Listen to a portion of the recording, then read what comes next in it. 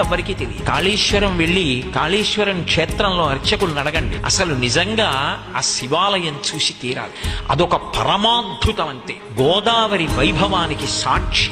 అద్భుతమైనటువంటి ప్రవాహం. ఈ సంవత్సరం సరస్వతి పుష్కరాలు వచ్చినప్పుడు నేను అక్కడే స్నానం చేశాను. వెళ్ళి మహాకాళేశ్వరంలోనే స్నానం చేశా. త్రివేణీ సంగమం అక్కడ ఉన్నదని, అక్కడ అంతర్వాహినిగా సరస్వతి వెడుతూ ఉంటుందని ప్రతీతి. అటువంటి మహాకాళేశ్వర క్షేత్రం దగ్గరికి వెళ్లి మీరు గోదావరి ప్రవాహాన్ని చూస్తే అసలు గోదావరి యొక్క అద్భుతమైనటువంటి ప్రవాహ వైభవం ఏమిటో అర్థమవుతుంది.